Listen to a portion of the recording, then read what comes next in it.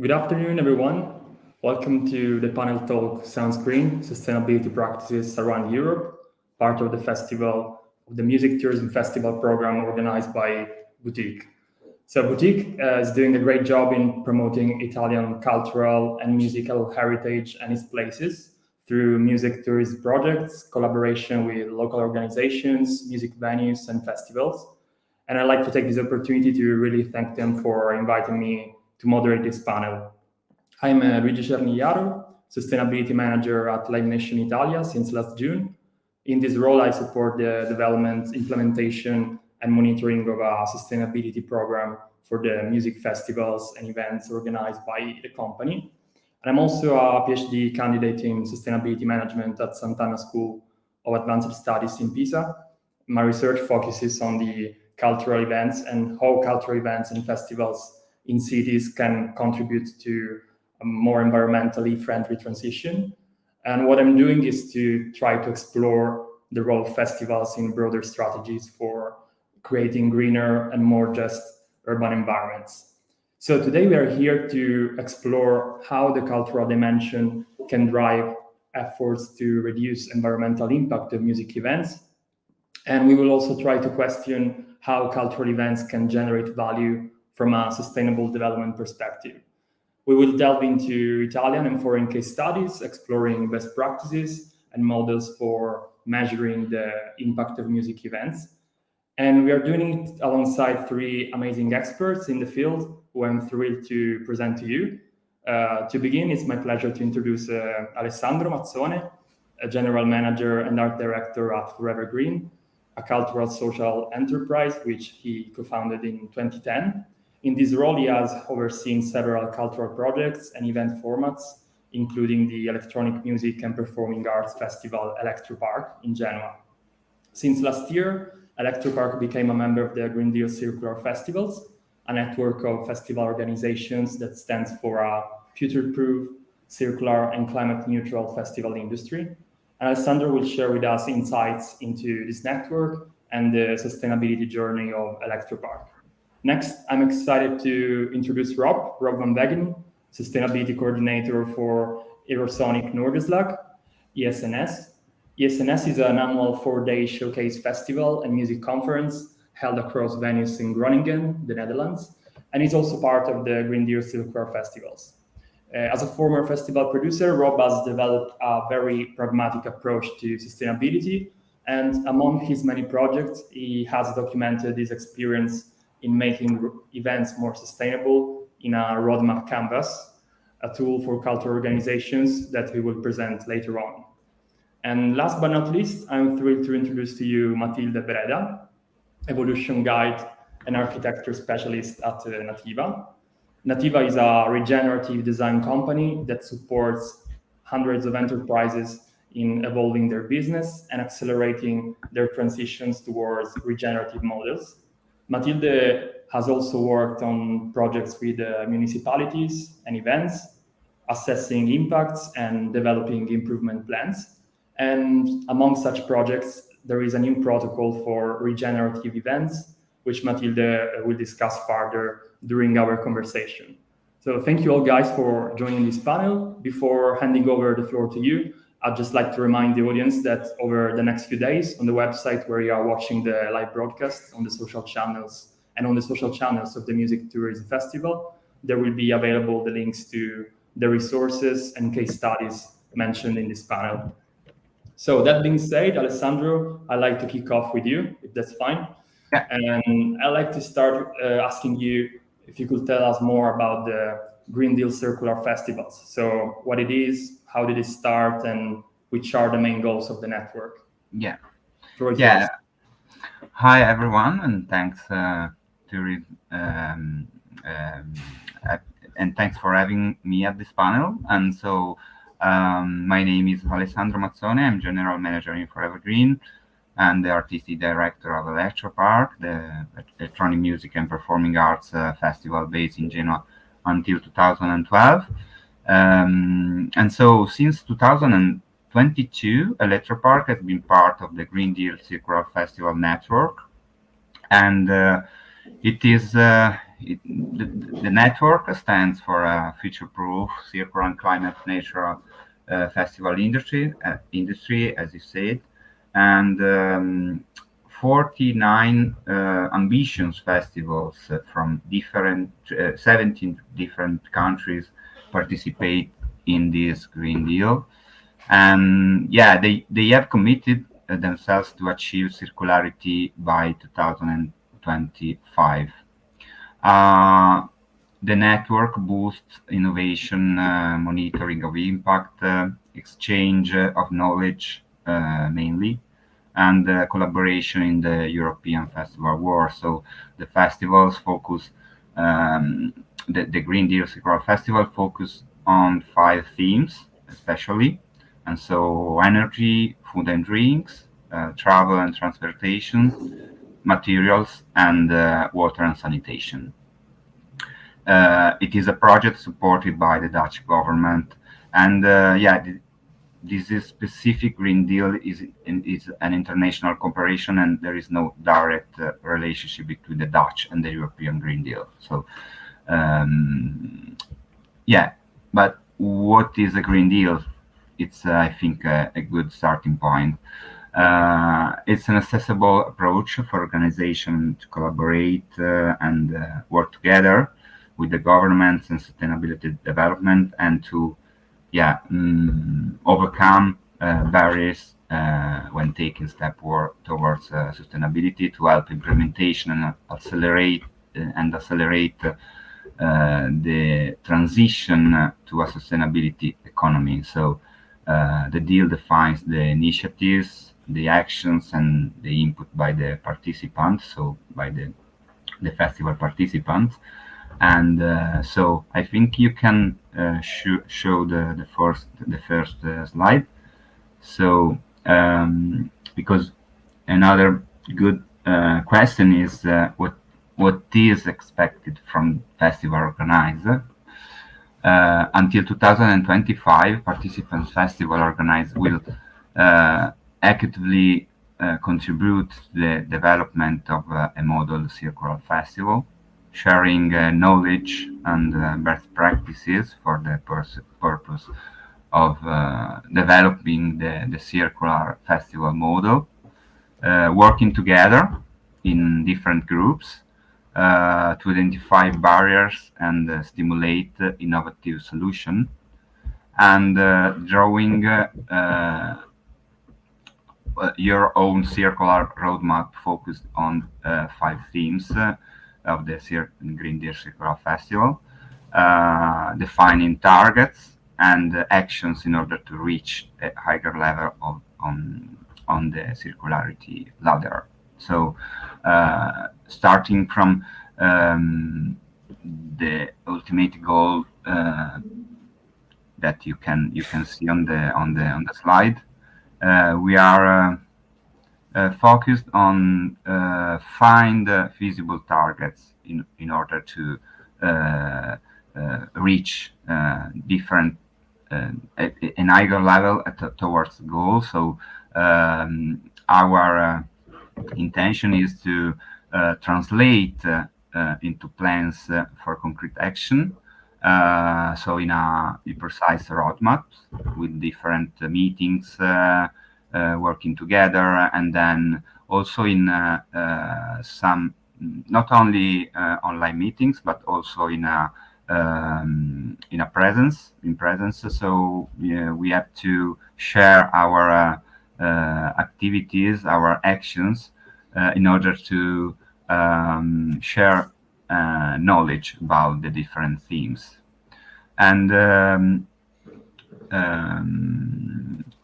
another important point of this network is the Green Deal Circular Festival Monitor, which is a system through we can collect data about our activities, and so we can measure the current status and the progress in order to reach the goals during a year. And then just to clarify that each year has different main goals. So now we are working on the goals in the 2024. You can you can show the next slide. As I said, yeah, a description of the ideal circular and climate natural festival follow different status. You can see in the slide. So circulars, for example, no waste, use of scarce materials, or for climate point is no carbon emissions, or ecology, no biodiversity loss. So you can see the 5 themes on the right of the slide, and so each festival could choose in which thematic group would work during the next year. So for us, it's important to work in the energy and in the food and drinks themes, especially, but also in the materials and the water and sanitation. So some other key points are that this network promote common goals, and so it is a very good basis for a common roadmap to reach and to achieve the goals. And another point is that it is reproducible by other festivals and events which who wants to come in the network, and it is also an inspirational network for other sectors, for cities and regions and civil society. So I think it's a very good chance to starting from the festival and industry to share good practices and good common goals also for other people not working in this field. And yeah, I think that in the last key point that I want to share with you, that is this network involves not only the organization of the festival participating at in the network, but also all the other organization and also the suppliers and stakeholders, visitors. So we have the responsibility to share our work in the network in all the levels and all the relationship with the other part of the festival creation. So especially with the suppliers, because they are very their work is to to create, to produce, and also to consume. So it is important to involve them and to explain which are the goals and that we have to achieve. If you go to the next slide, you can see all the 49 organization participating in the network, and we will in the next on this Friday we will have a meeting during the ADE Amsterdam Dance event in Amsterdam, and so we had the chance to share some of our activities in a very big and important context. So we are very excited about that. Thanks a lot, Alessandro, for introducing the Green Deal Circular Festivals model. And I'd like now to turn to you, Rob, to ask you about your experience as sustainability coordinator at Eurosonic Norderslag, And of course, if you would like to add anything about the Green Deal Circular Festival as well, since ESNS is also part of the network. And yeah, I was wondering if you could go a bit more into the opportunities, barriers, and challenges of being a sustainability coordinator of such an organization. And the floor is yours. Thank you, Luigi, and thank you also, Alessandro, for this first presentation. As said, I'm Rob. I'm the sustainability coordinator of ESNS. We're a 100% European showcase festival and conference in Groningen, and we have talked about this topic for many years. And 5 years ago, they asked me the question to say, hey, we feel a responsibility because we're talking about the subject, we are working on it, but what are we?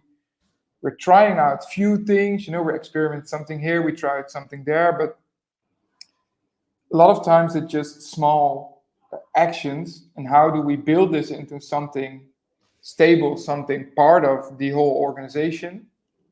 So they asked me to see if I could grow in this direction, because sustainability coordinator in the festival sector is a relative new job. They are there, and there are some amazing guys and girls working out there, but they're, it's not common ground, and it's not like there's a plan for this is how you should go. So we're building the bridge while we're walking on it, as I like to say. So we're learning by doing. And when I started off, as said, I'm a festival producer. So I started off with production.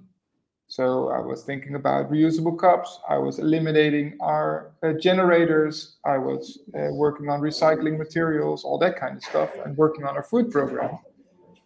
So very much working on these pillars, these themes that just been mentioned in the Green Deal Circular Festival as well.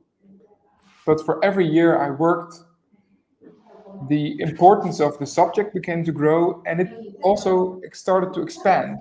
That it was beyond production only. It has massive influence on policy, on program, on communication. So every year, my job went bigger, and I got more hours because I said it doesn't fit in the time we have reserved for you, because we are seeing while developing how big this topic is in our organization. And it also incorporated more time for me to be on the floor in the office, because we also need to work on motivation. Because if I would just be walking in as sustainability coordinator and say, you need to change this and that, and this can be bigger and that can be better, I'm starting to act like a cop. And that's a very negative way of motivating your team. Well, the focus should be in inspiration. The focus should be in handing out new ideas or generating new thoughts, of experimenting, basically planting seeds in different heads, hoping that they would come up with great initiatives. And a very important part, which I found out because I was doing research about what is my job exactly, and how can I implement these great ideas that have also been shared within the Green Deal inside my organization, because in this Green Deal, you're working with like-minded people who have so much knowledge on these different topics working together. But there is a small challenge that if we as a small group are working and running forward, but we're not making sure that we incorporate this in our organizations and the rest of the sector, there will become a gap between the front runners and the laggers. So we found it our responsibility to help preventing that gap and make sure that the information that we receive and that we share, we can also share in our conference. And we have to make this information ready into an item that we can scale up. And I'll tell more about the roadmap later, because that's one of the reasons why this came to work.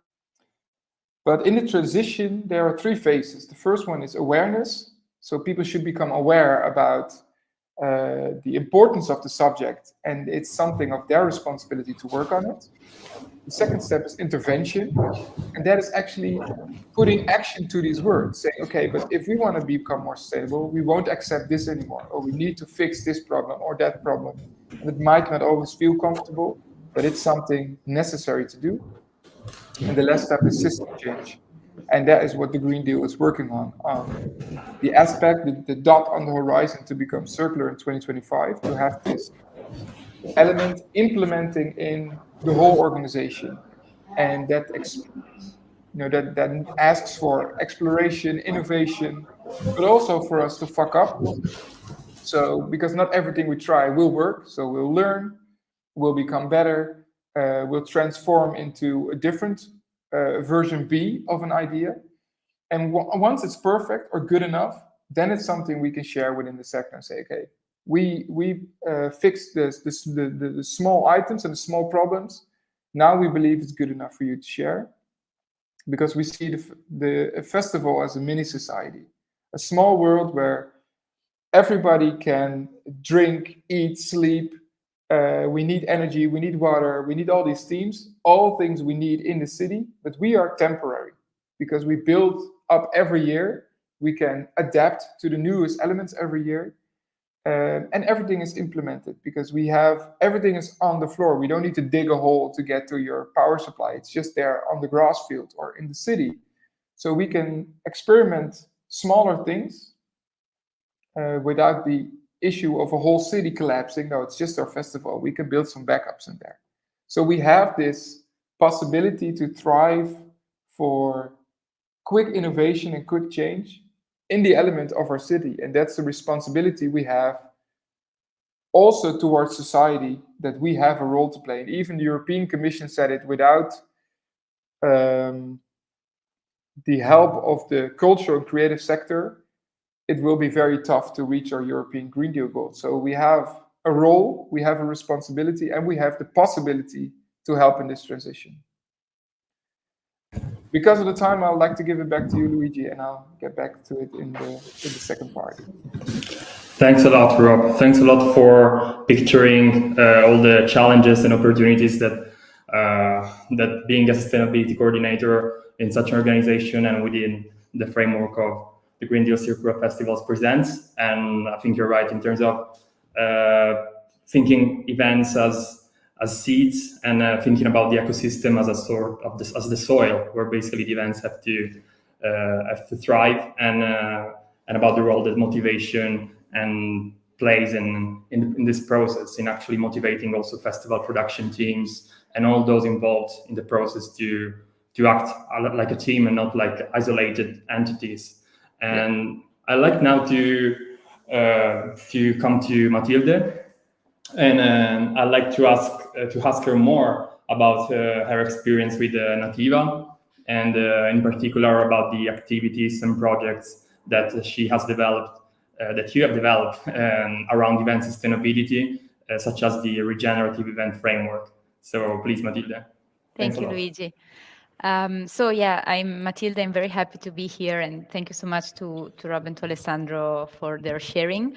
So I represent Nativa. Nativa was born 11 years ago to support companies in an evolution of their business in order to accelerate the transition towards a regenerative economic models, and to create cultural and economical change in order to regenerate the social and the natural system.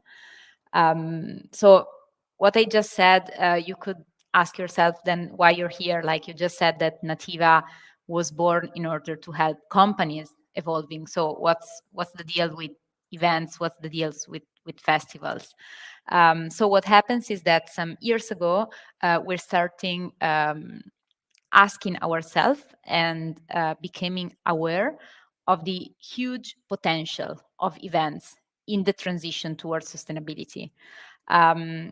So why so? The first thing is that events can, for their DNA, for what they are, inspire hundreds, thousands, up to million people to be aware about fundamental sustainability matters. So that's the first thing.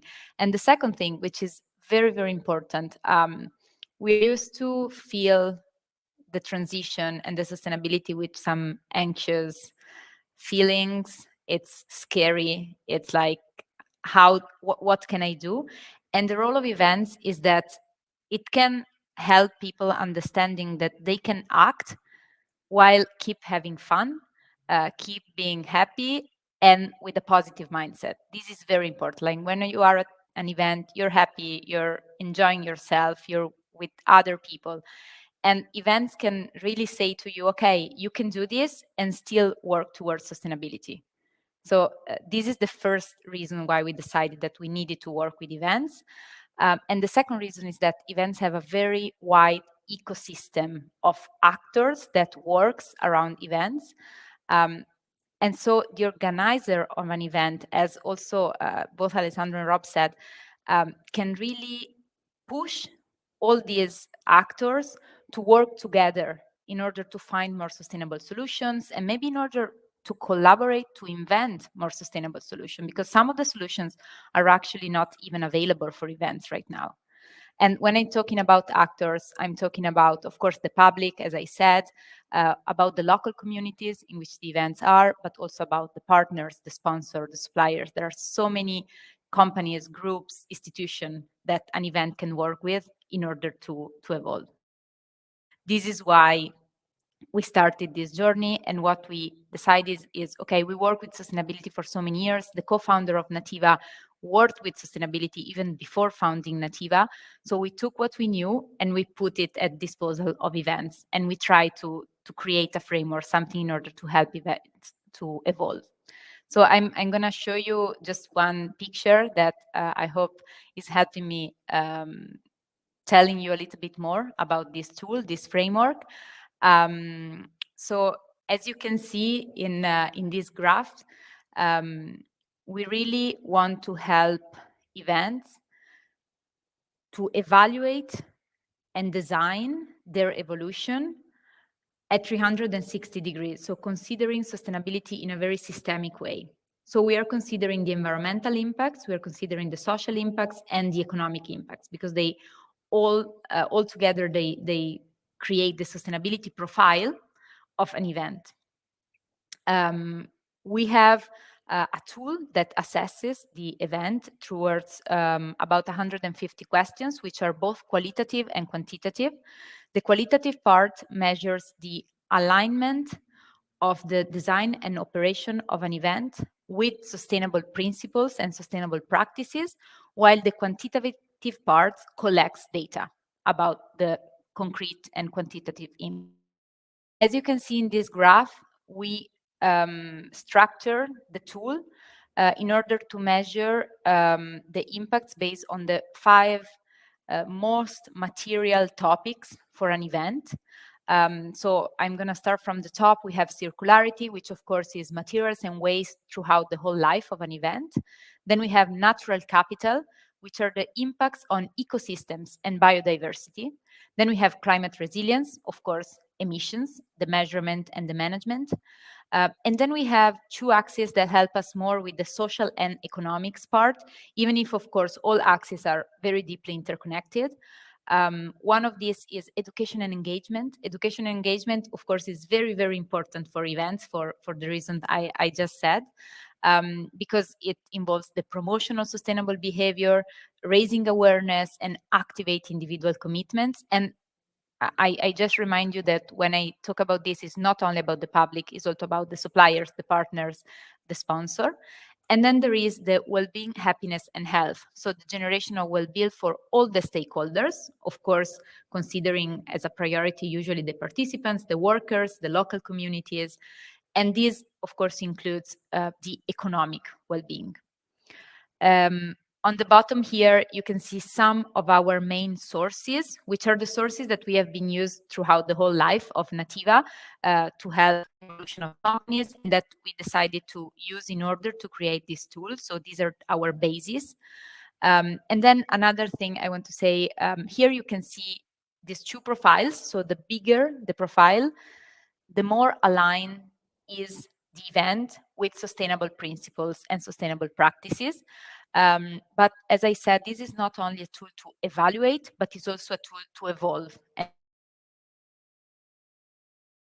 the first shape, the smaller one that you can see, is your as-is profile. So this is a picture where you are right now. And then you use the tool to design your evolution. So the bigger profile, the bigger shape, is where you want to be in the future. And this helps your evolution, this guides your evolution. And one last thing is that how do I define my target profile, so the bigger profile? And this is, of course, through the tool, because there are all the questions that can guide your decisions, but it also depends on the peculiarity of the event. So which is, and we call it regenerative ambition, which is your regenerative ambition? On which impact area you really want to create a positive impact? And we also help events in this journey. So it's not only the measurement, but is helping them understanding where do they want to have a positive impact, which are their risks, and to develop a journey with them. Thank you, Luigi. Thanks a lot, Matilde. Thanks a lot for showing us the regenerative event framework and also presenting an overview of how the environmental dimension is combined with the social dimension and also with the involvement in terms of engagement and education of both the audience and stakeholders. I think we can have a second round later also to explore a bit more how you actually employ this model into practice in some case studies. And in the meanwhile, now I'd like to move to let's say a second round of conversations where I'd be keen to go a little bit deeper with you on the strategies, good practices, and tools that you have developed in your professional experience in the field of sustainability. And I'd like to start this second round going back to Alessandro. Specifically, I'd like to ask you, in your experience with Electropark, which is part of the Green Deal Circle Festivals Network, what tangible efforts and actions has the festival developed as part of its sustainability journey? And if you'd like to share your experience about this and also about the challenges and barriers that you faced in this process. Yeah, thank you. Just some premises. Yeah, in Forever Green, we have been initiating and running several cultural projects and event formats among the Electronic Music and Performing Arts Festival Electropark in Genoa, and working both on performative and innovative projects. We deal with the creation of new cultural perspectives and approaches in the music industry, both in the local, national, and European scenario. Providing services in cultural project management, audience development, sustainability and impact modeling, as well, and information system design and data monitoring in the culture field. So our work is very connected to this path in the Green Deal Circle Festival and on the sustainability themes overall.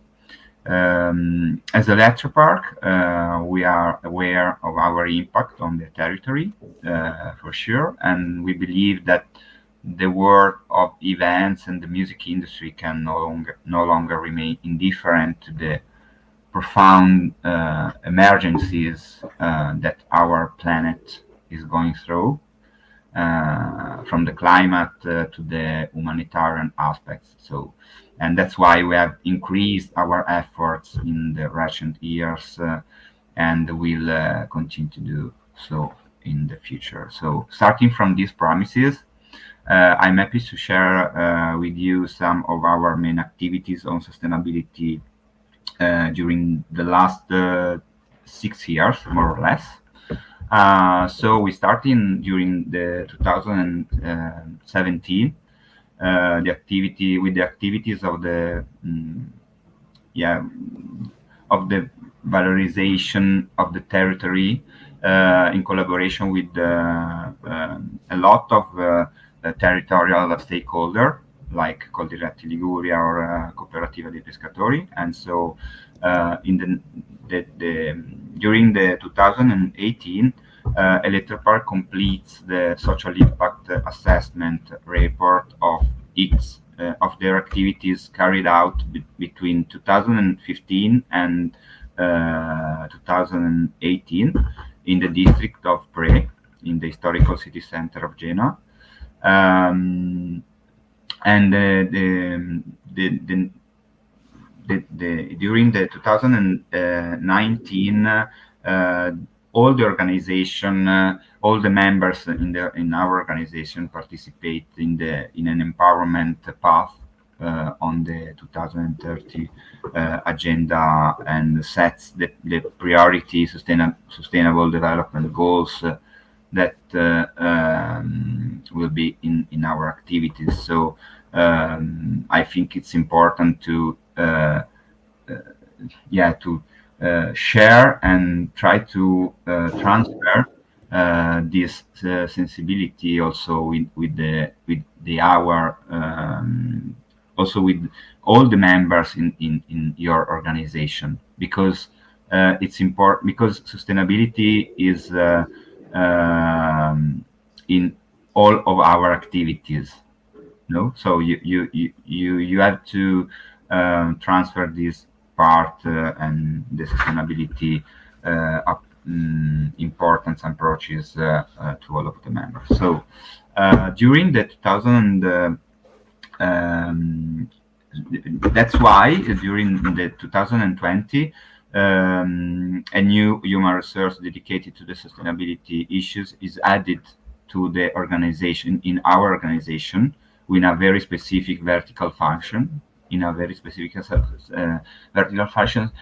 to manage all the activities that we were working on. And during 2021, we launched a new project called Corpi Idrici, that is a collective and artistic performance born from the need to reflect on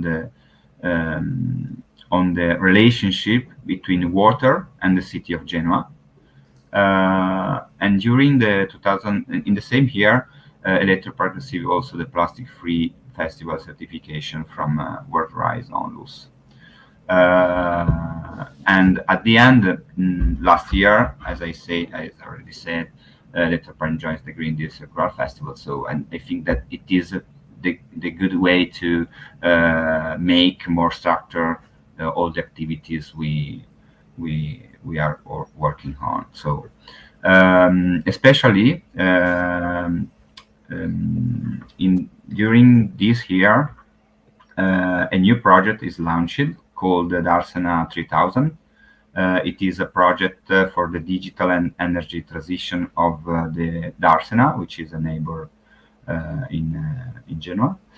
And I want to share with you just some key points about this project, because it is very connected to our cultural project path, also to the sustainability efforts, also spent especially in the energy theme.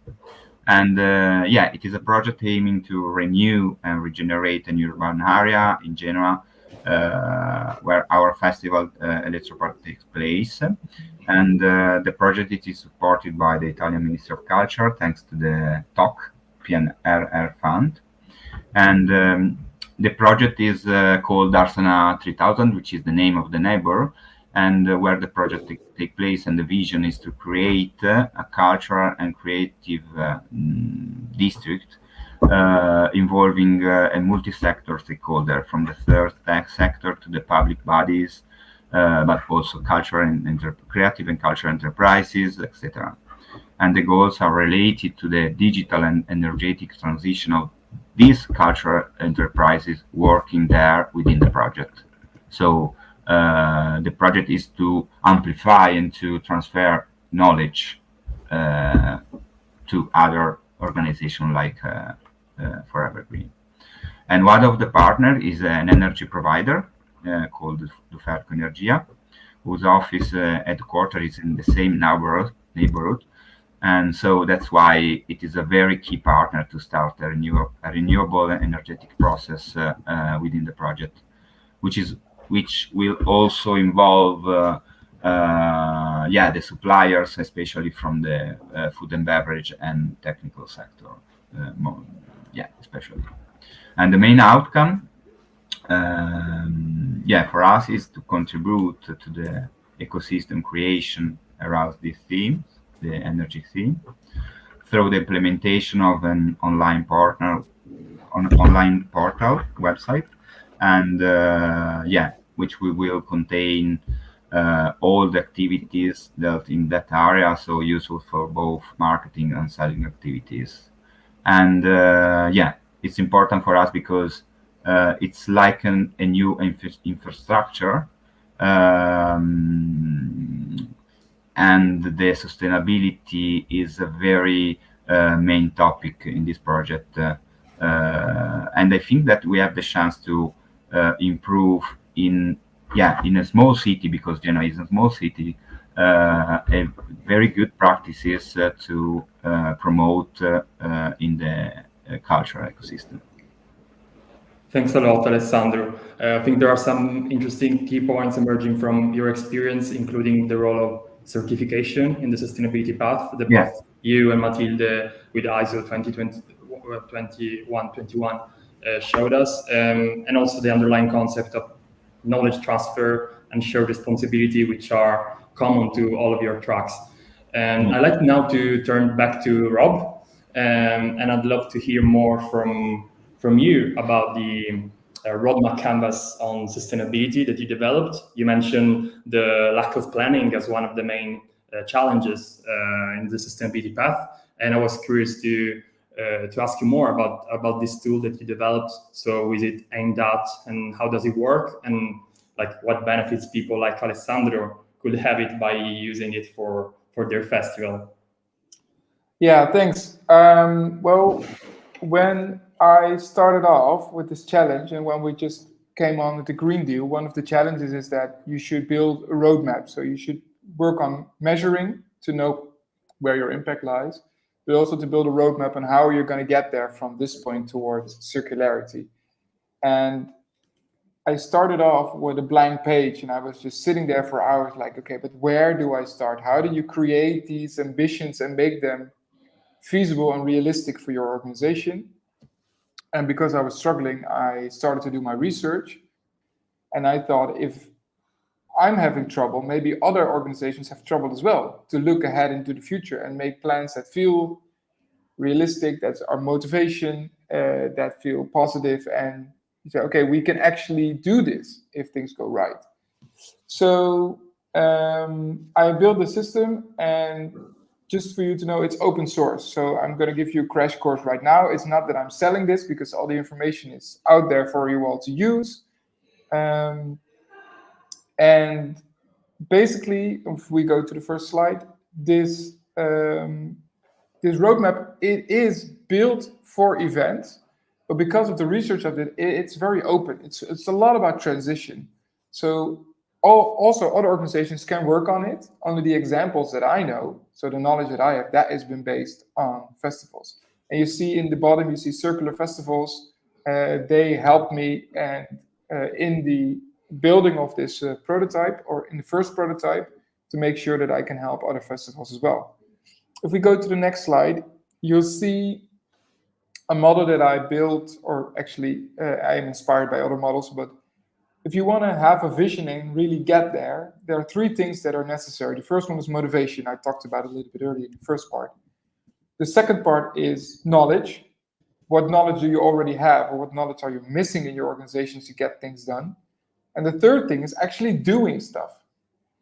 But this needs to be done in a specific framework, because the good thing of a framework is it gives you peace of mind, because then you know you are targeting all the different themes that are out there, you know you're working on the different fields that are out there. Because if you just start working on different things, and you have a lack of knowledge, or if you have a lack of understanding, they don't really connect with each other, and they'll just stay separate small items.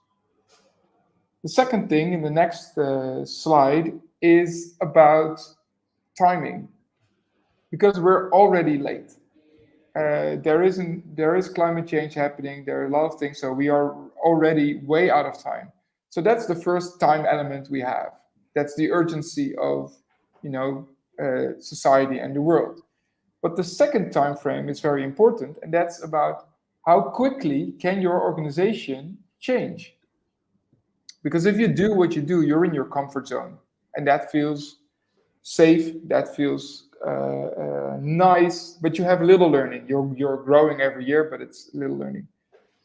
Sustainability for a lot of people is a new topic. So that's new territory to go to and new things to explore, to try, to fail. So that is your stretch zone. And that gives you more learning, but it's also more insecure. And if we push each other too far out of our comfort zone, we go into our stress zone. And the reaction from people in their stress zone is that they dive very deep in their comfort zone and they lock up. They say, you're going too quick. I'm not on board anymore. I don't want to help. So we feel the urgency of we need to change now. But we're also limited on how far can our organization go into the stretch zone without stressing out. And those two elements are very important. So if we continue to the next slide, we'll see that in the setup of the roadmap, we first have an inventory about what already happened in the organization, what feels right, and what is the vision we have as an organization on becoming more sustainable. The second part is creating ambitions. So what options do we see? Where do we feel comfortable? What boundaries can we push? Where do we need to work on? But we always do that in light of these first two models that I just talked about. And then we start to look at the planning to say, okay, we have all these ideas. We created a lot of ambitions. We do some brainstorming. Okay, what's really feasible? What can we do this year? And what should be skipped to next year because we don't have enough time. We don't have enough knowledge yet. We need to grow as an organization first with this first step before we can stretch to the second step. That makes a realistic roadmap. Not to say we'll do everything this year, because we know that, you feel it in your gut. And at the end, a year later, which is very relevant, it's something we should continue every year, is this evaluation point to say, okay, what really happened last year? And why was it successful? Was it successful because, or basically, if it's successful, should we push harder? Could we have done more? Or if it's not successful, why is it not successful? Were we lacking motivation, knowledge, or possibility to really do stuff? On the next slide, you see the vision. It's a vision I've created, just is brand new. But this really sums up a lot of things I've talked about. If the organization, the festival we have, or the event we have, can have a few options, we can be a stage to show off new innovation, a stage to show what can be done, what is possible, what innovations are already here. That's the first role we have, to talk and to show about it.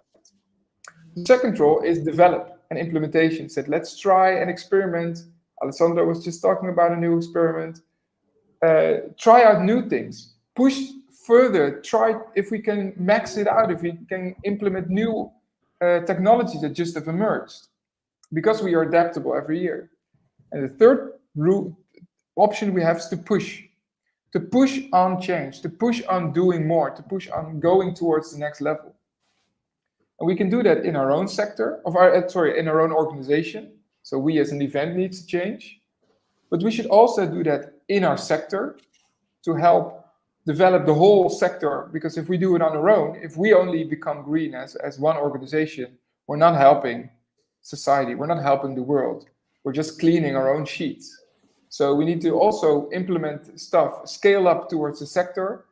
And what can we do for our society, which can be small, but it can also be international in European frameworks. So, and I also put this towards organizations, say, where do you find your strength? What can you do now? And what is something you want to expand to next fields into the future? So this vision really helps people know and understanding like, oh, this is what I can already do. This is challenging, but maybe I should think about what I can do for my society and think outside my own box as an organization. To go to the last slide, here again, you see the themes that also are mentioned in the Green Deal Circular Festival. And there are basically 3 steps you can take. The first is, where can I put in reduction? So where can I use less by simply not doing this? This is also where you can get some money back, because if you don't have to do things, you also have less spending. From the things you do need, see where can I switch to sustainable alternatives, so the material you use to make it better. And the third step is the materials that you're using that are optimal, sustainable. How can you use them most efficiently? So as long as possible. If you're done with it, how are they being recycled or reused or reduced in any way that the materials and the stuff you need is optimal? And you need to think of 3 levels. I like things in 3, if you might have noticed this. You have to think on your strategic level, you have to think on your organizational level, and you have to think on your operational level. So it has to be put into your policy. For us, it's one of our 4 key points. Music Forever, that's our sustainability program. Your organization needs to be on board, but also the people on the ground working for you, doing the stuff, doing the actual actions, need to be aware of the impact that you want to do, because otherwise great initiatives fail if they're not being constructed properly on site. Again, I'll leave it here. I have a lot of examples, but we're running short on time, so I want to give Matilda as much time as she needs as well. Thanks a lot, Rob. Thanks a lot for providing your framework for experiments to push and change, similarly to what Matilde did, showing us her regenerative event protocol. There are many touching points, which I'm sure it will be interesting for you to share together, thinking about the strategic, organizational, and operational levels where you can intervene. And Matilde, I'd like to close this second round with you. And I was wondering if you would be willing to share perhaps one case study where you applied your regenerative event framework, your regenerative event protocol, also to have a grasp on how you employ the measurement model you introduced earlier. And the floor is yours. Absolutely, thank you. So I'm going to share with you very quickly a full application on a musical event, and then very quickly what we're doing this year and another couple of events, actually not in the musical industry, music industry, in which we are applying the tool. So I can show you the first slide, which is a very, very short recap of a very big application that we did of the model on the Jova Beach Party 2022. So if there is any Italian in the audience, I'm sure you have read so much about the Jova Beach Party. It's a concert festival on Italian shores. There are 21 concerts in 12 different locations on the beach, usually, not all of them, but most of them. And we were actually very happy of working with the organization because there is so much out there and we wanted to make some clarity. So what we did was applying the model and publish with the organization a report. It's public, you will have the link, but also if you just type Jova Beach Party Legacy Report, you will actually find it. And here I have only a very, very short summary of highlights. And I also use this to explain to you a little bit the process. So you can see the regenerative ambition. So we have the organization understanding which is this regenerative ambition for the Jova Beach Party. It exists to be a source of a new regenerative energy that transforms people and reconnects them with each other and with nature. And here you can actually read something of what I said before. So the fact of giving people the positive energy, be able to do good things, and so to be more sustainable, to have a better impact on one another, and also to have an impact on a good impact on nature. So this was what guided and will guide also the design of the future concerts. But then I passed to this profile. As you can see here, there are very, very few highlights. Again, on the report, you will find much more, but I want to show you a couple of things in order to understand what do we measure for examples. For example, on circularity, we can see there is the highest score. Who has been at the Jova Beach Party can actually see there is quite an attention to waste, to recycling, and to materials as much as possible for now. Not enough, it's still a journey, but some good numbers is that 95% of stage materials is reused every year or in different concerts, and that 85% of the waste is diverted.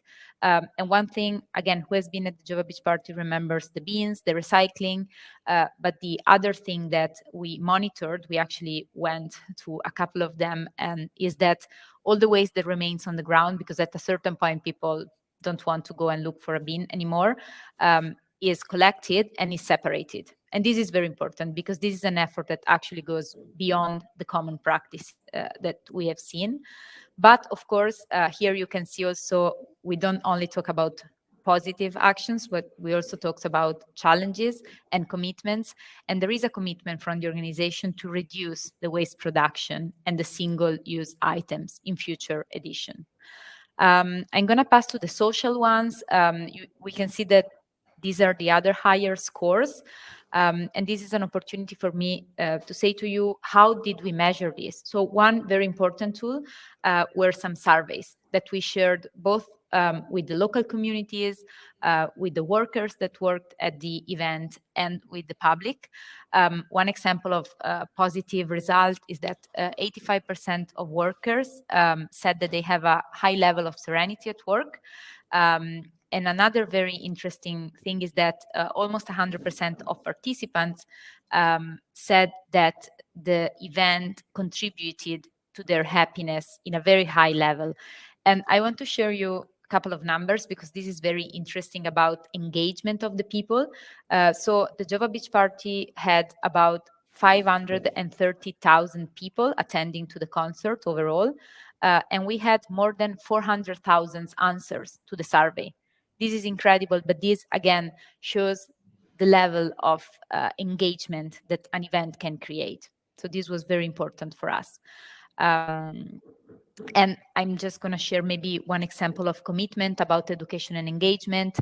The public is very engaged, but one commitment is to enhance the local community engagement. So talk with the local communities, understand which are the positive impacts that the Jova Beach Party can bring to each place.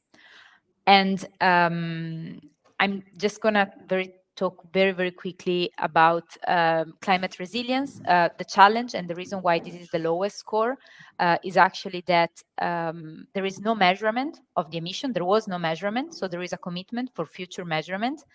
And on natural capital, which is the most controversial impact area, I'm just going to say what we collected, which is that 100% of location did undergo an environmental impact assessment with WWF before, during, and after the concerts. I'm going to stop here. I could speak about it for like hours, of course, but the legacy report is online and we're available for answers. And then I'm just very, very quickly, Luigi, I'm going to take 1 minute, pass to the next slide. So this is what we are doing this year. We applied the tool. These are different types of events, but this is for saying that if even different types of events can help each other evolving. We applied it to the Milano Marathon and the Giro d'Italia. Giro d'Italia is a cycling competition that goes throughout all Italy, passing through more than 20 cities.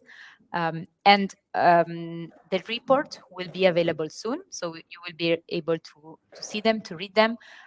What we did here and what you can see here are the regenerative ambitions of the two events, which guided their evolution and their design, and some interesting activities that they did.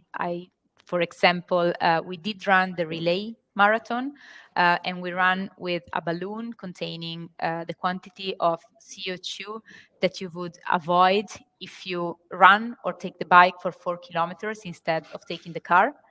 Or another interesting exercise that we did is that we imagined the volume of CO2, again, emitted during the marathon, the marathon in the city of Milan. So this would be the quantity avoided if, for the time being of the marathon, the whole city of Milan would stop for that time being. I think my time is over, Luigi, but I hope you will look for the reports when they will be online.